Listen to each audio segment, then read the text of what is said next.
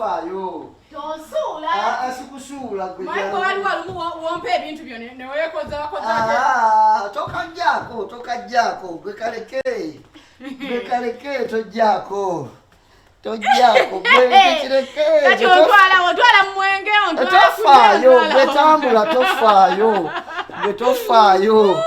tofayo. Simaya watute kunsadaka. 1 2 3 0 surprise. What is this?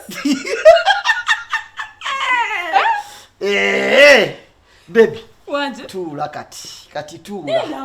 Tula njoke nkubuulire kubanga era tojja bitegeera. Wano. Gwe tula. Tula. Kubanga okoze bino no binabavubuka bebakola abawala bebaagala namutwale wa brother we yamugize. Gwe tula ojulire kwegona. Tamarandi Sons. Baby. Tubadde muzigo okumala emyaka emeka?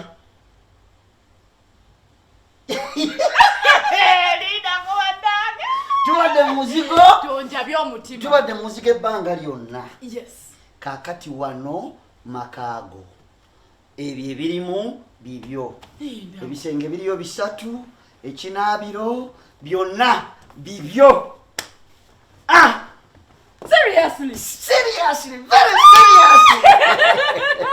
Thank you. Weyagalire makaago baby. Omuzigo koi weraba. Banange. Wanji. Banange sasisaula chiki. Lambula. Lambula baby.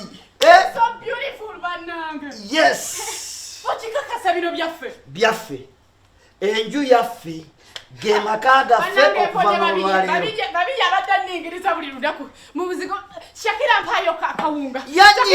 Yanyiza lwe yasuula essaati yange wansi ng'agijja kuwaya mutujanise ewuwe. Simanyi bana mawulire we gagenda mutuukako. Gamutuuseeko mu bujjuvu bwago. Taata w'abaana weebale. Amina. Nange weebale taata. Wale kusiima baby. Thank you so much. Weebale kusiima sweet. Omaze n'oswaza abalabe bange. Bagende babungeete bagwe ku ttale bagweyo mu kaabuyonjo empanvu. Oba tebazuukira balekeyo. Yes. Naye bannange tukyalyawo. Simanyi omanyi bwe kigenda owulikika gwega nvudde mu mukolo ku Saturday. Ng'embaga ng'empeta emaze okuluma. Nina ewange nvudde ku muzigo. Ntudde mu nnyumba bananga amaka amateeketeeke. Kati awo tesobola kikkiriza. Awo kawo wali akagenda okukyuka mu katini. Sekisobola. Wayina okubaamu akakyuka mu katini. Omanyi bamaama bagenda ekitiibwa omanyi we kigenda okunjiikira. Tekijja kuyiika. Tekigenda kuyiika kijja kusigalayo. Omanyi ab'okukyalo bwe banawulira kannakawese baakawasiza mu muzigo. Olwamala embaga ne kagenda ewaako. Bannange nze simanyi nakumanya gwe simanyi. Naye emikolo gy'okwanjula gyo gye gigenda okuvaawokko katono.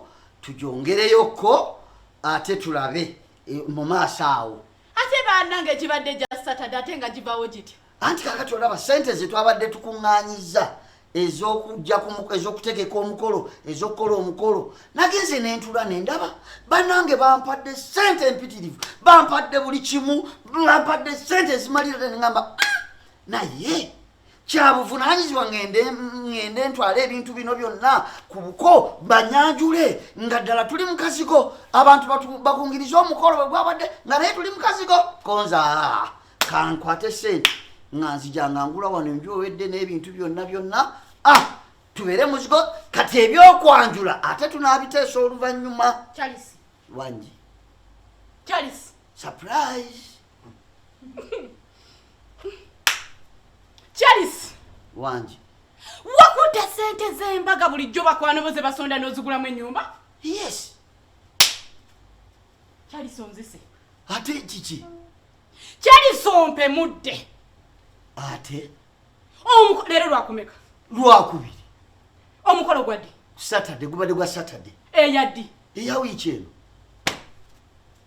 kati kyogamba tewaliwo yadde ne ssente n'emu omukolo gusaliddwamu tewali era naguze bulungi nagamba wanene olina ne wetujja okuziba ebiyumba by'enkoko nga tufunye ssente wanene enju ewedde kyewakoze okimanyi. Yes. Kati bannange lindako bannange simanyi nakumanya Charles nokwate sente zembaga nozigulamu ennyumba mukazi gwe ng'abazadde bange bonna nabagambye basenga bannange bonna basenga bategese emmere bagitemye olowooza bo baali badde basanyufu okutwala mukazi gwe tubeere mukazi gwe nga tukoze omukolo bambadde amagomesi nga tukoma omukazi ani akugambye nti babadde bagenda kunyiiga Charles gwe kikyoyagala omukolo gwatuuse Charles enviiri nazisibya Charles buli kimu nakikoze taata kati nange ndabye bwe budde bwenfunye sente omuwanika nabadde siina bwenzimujjako mabega eri naali badde nakikugamba naye nga simanyi bwe nkitandika nga sinafuna sente naye bwe bazimpadde nengamba nkwata sente zino zonna tugende mu kugula ebintu tutwale ebintu nga tetulina we tuli konza bamaama mbagambe ki banyonyola ekibaddewo basenga mbagambe ki Charles basenga mbagambe ki bonna bakojja bannange twabayise omukolo gwa Saturday kati mbagambe sente waziguzemu nyumba kati ennyumba gwe nebiri ebyamasanyu ebiggwe enkya n'eggulo nga tusigaze waffe kikyosinga okwagala Charles njagala obeere muntu mukulu tosobola kuyita bakukyalo n'okola omukolo n'obayita bonna olunaku ne lutuuka n'ogamba omusajja yaguzeemu nyumba mu sente kati togendayo toddayo eka Charles nakola ki kati gwe nawe wali badde osanyuka busanyusi kino kyenkoze ne kiri kyekisinga leka nawe